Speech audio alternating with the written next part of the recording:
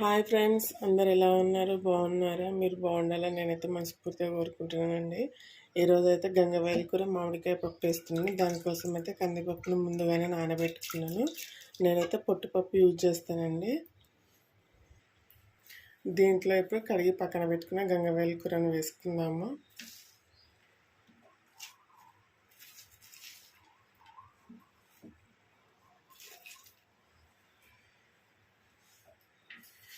అలాగే కట్ చేసిన 2 పచ్చిమిర్చి వేసుకుందాము. ఒక 1/2 టీ స్పూన్ పసుపు వేసుకోండి. 1 టీ స్పూన్ కారం వేసుకోండి.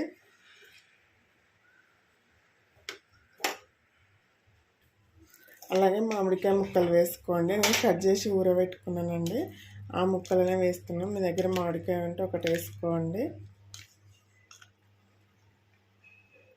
మీ పులుపుకు తగ్గట్టు వేసుకోండి.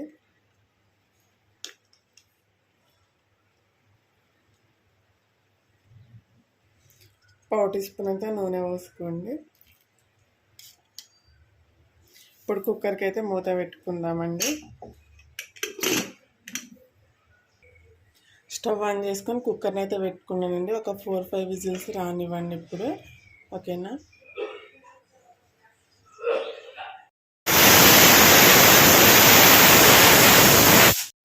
చూడండి, పప్పు అయితే ఉడికిందో లేదో చూద్దాము.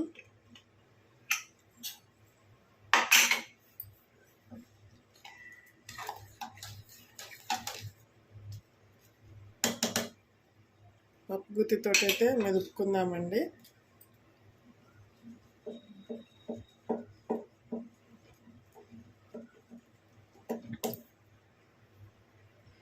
నేను మామిడికాయ ముక్కలలో సాల్ట్ వేసినా కదండి. ఇప్పుడు దీంట్లో కొద్దిగా వేస్తాను. కొద్దిగా ధనియాల పొడి వేసుకోండి. 1/2 టీ స్పూన్ వేసుకోండి. ఇప్పుడు ఈ పప్పుకైతే తాలింపు వేసుకుందామండి. పప్పు మరీ మెత్తగా కాకుండా ఇలా పలుకులు కొద్దిగా ఉండేటట్టు ఉంచుకోండి. బాగుంటుంది అప్పుడు తినేటప్పుడు. ఇప్పుడైతే తాలింపు పెట్టుకుందాము. ఒక గిన్నెనైతే పెట్టుకొని 1 స్పూన్ నూనె పోసుకోండి. ఇప్పుడు తాలింపు కోసము. పప్పే కదండి, ఎక్కువ నూనె అయితే ఏం పట్టదు. కొద్దిగా ఆవాలు వేసుకోండి. కొద్దిగా జీలకర్ర వేసుకోండి. అలాగే 2 ఎండుమిర్చి వేసుకోండి.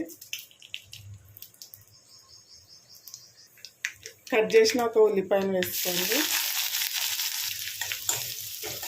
ఈ ఉల్లిపాయలు లైట్గా ఫ్రై కానివ్వండి, మరీ మెత్తగా అవసరం లేదండి.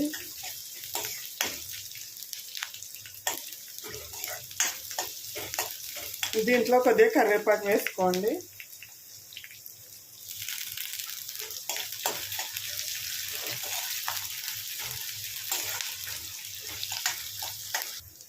కొద్దిగా ఇంగువ వేసుకోండి. పప్పులో బాగుంటుందండి తాలింపులో వేస్తే. అలాగే కొద్దిగా పసుపు వేసుకోండి.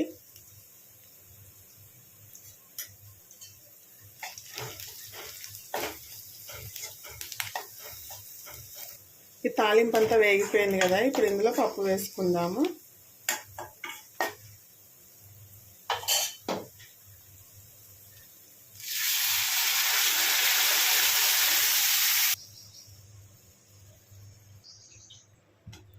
సాల్ట్ సరిపోయిందో లేదో ఒకసారి చెక్ చేసుకోండి. ఇప్పుడు నాకైతే సరిపోయిందండి, కరెక్ట్గా ఉంది. ఫైనల్గా కొద్దిగా కొత్తిమీర వేసుకుందాము.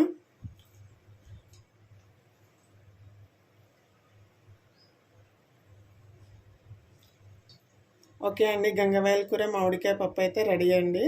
మీకు కనుక వీడియో నచ్చినట్టయితే ఒక లైక్ చేయండి, షేర్ చేయండి. అలాగే మన ఛానల్ని సబ్స్క్రైబ్ చేసుకొని సపోర్ట్ చేయండి ఫ్రెండ్స్.